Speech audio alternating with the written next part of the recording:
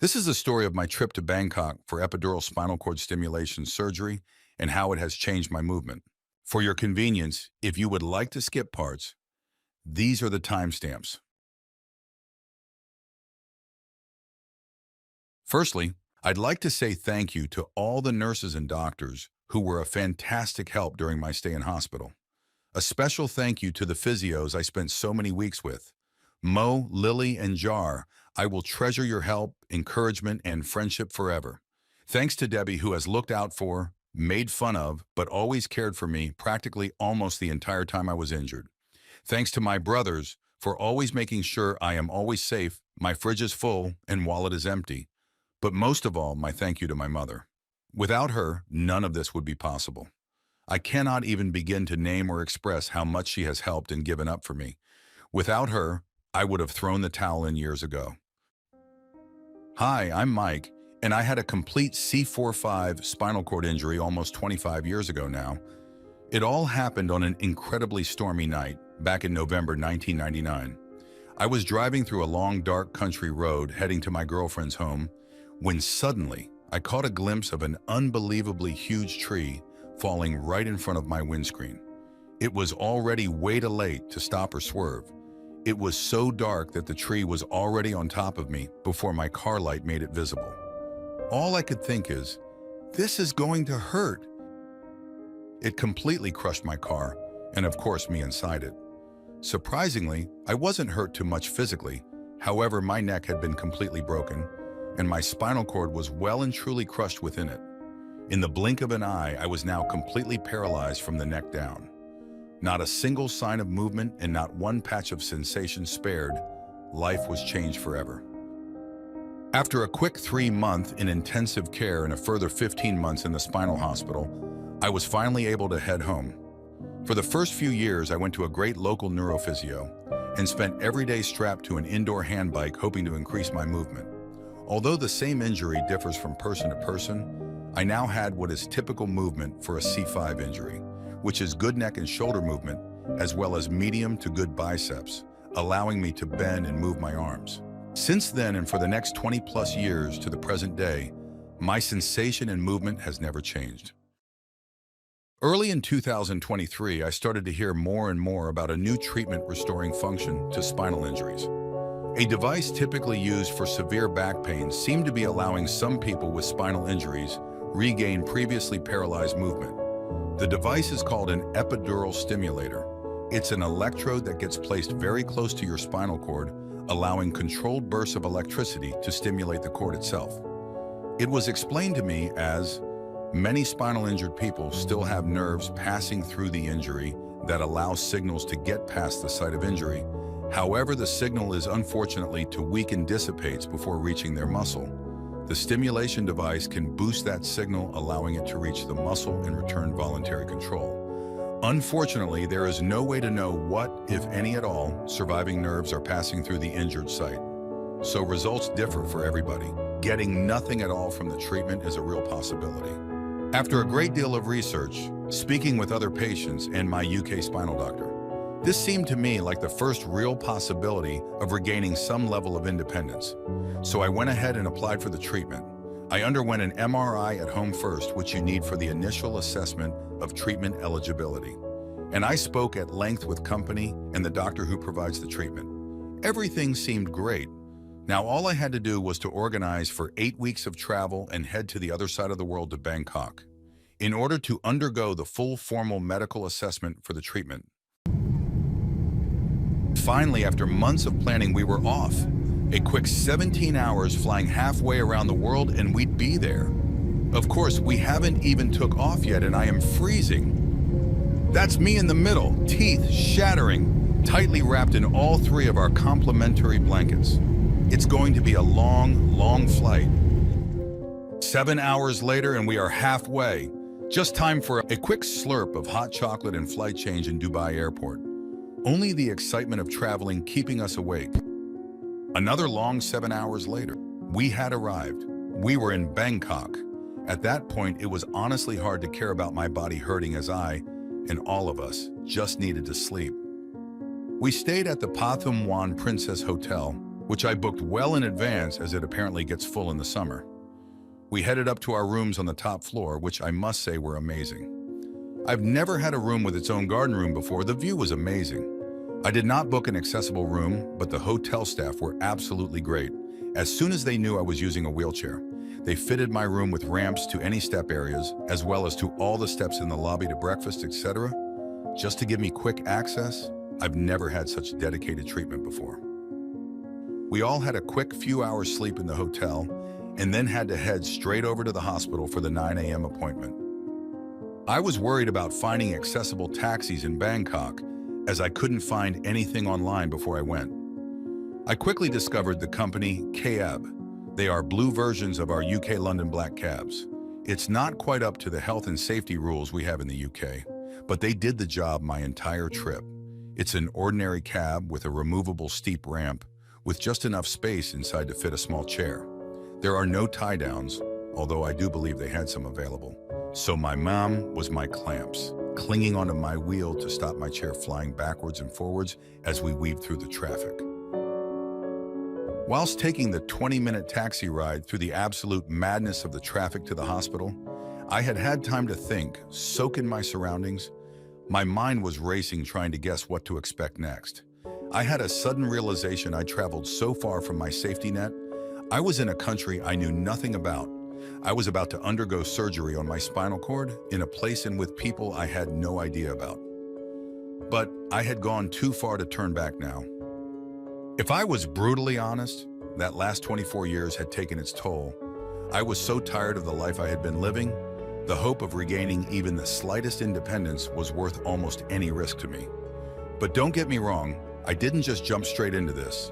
I had exhausted every checkup and avenue I could researching the treatment in place for months beforehand.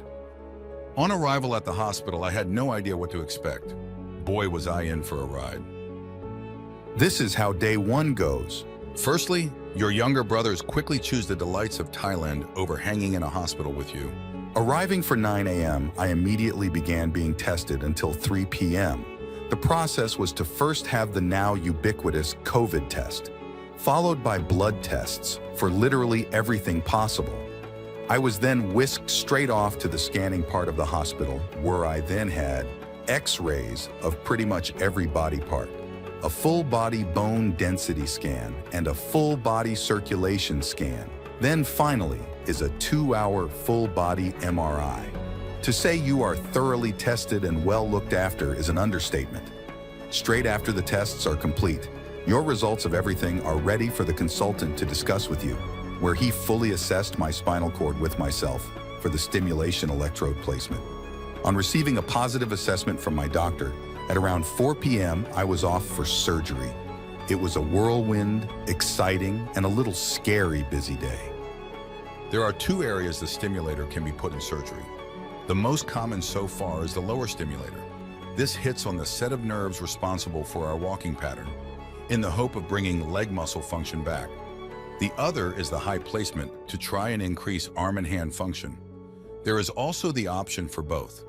Unfortunately, after 24 years, the bone density in my legs is so low, they just couldn't support any weight without breaking, so I didn't qualify for the lower.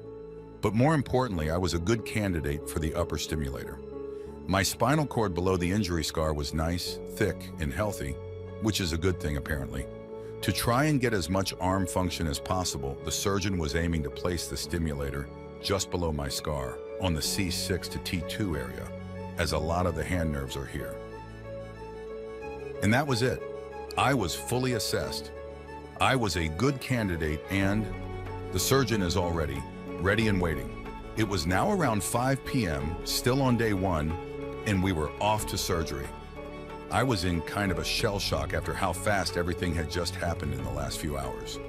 Testing literally doesn't stop from the minute you arrive to the point of consultation, then straight off to surgery.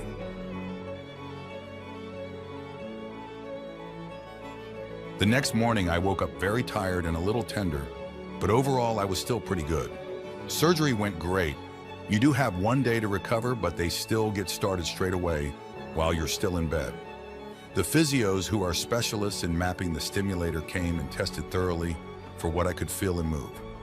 Then the moment of truth, they turned on the stimulator. I felt a buzzing in my upper body and a definite ringing in my ears as they tested away. I had no idea what to expect, but after a while of small exercises and trying to move areas of my arm, hand, and fingers, I could tell the physios were a bit disappointed in the lack of any signs of extra movement. But tomorrow is another day. I would be back up in my chair for a thorough assessment. Day 2 arrived. I'm back up and ready to go. Just pop the little bottle of drainage blood helping my neck wound heal in my little handbag. Head down to the Starbucks at the front of the hospital for a quick nutritious breakfast and a blast of caffeine, and we're off. Included with the surgery is about 7 weeks or rehab.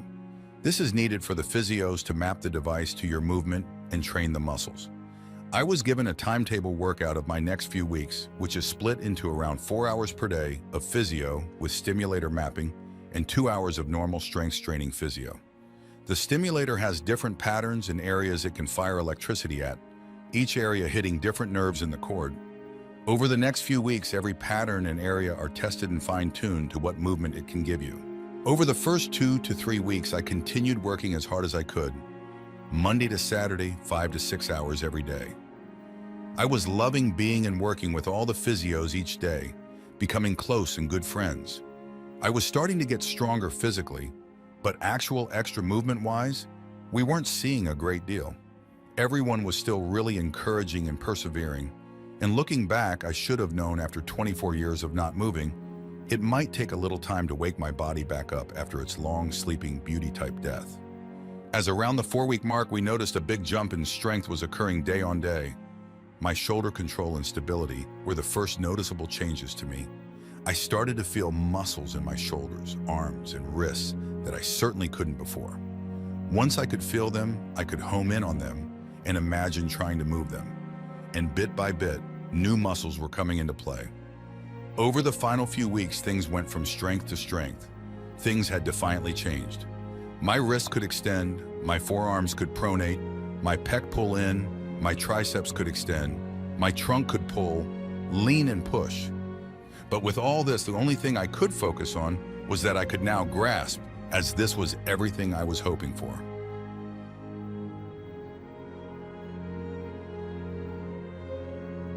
Being able to grasp opens up a whole new world. I could now grab, and it was getting stronger by the day. I could crush putty. I could pull pegs stuck in boards. I could stack cones forwards. I could stack cones backwards. I could put tiny balls onto pegs. Apart from a slight flicker of right wrist extension, absolutely none of these movements existed before I came to Bangkok for treatment.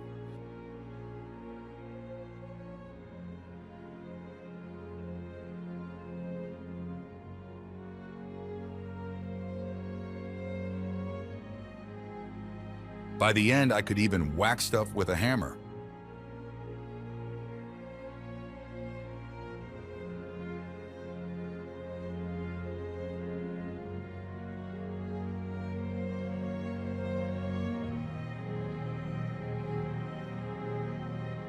I had come a long, long way in this short time. I was far from the tiny bit of bicep and half shoulder I rolled in with. It might seem like small gains, and I can see why. I am not even slightly cured. I am still very far from being fixed. I still struggle physically and very much mentally a lot of my time. But life is definitely better now and will only get better as time goes on. The new muscles I do have will change my life towards independence, which is everything I want in life, to just be able to look after myself. Right now, the muscles are so weak, it's going to take months, if not years, to get them full strength. But I see a bright future when I get there. Thank you so much for listening to my story and adventure. Good night.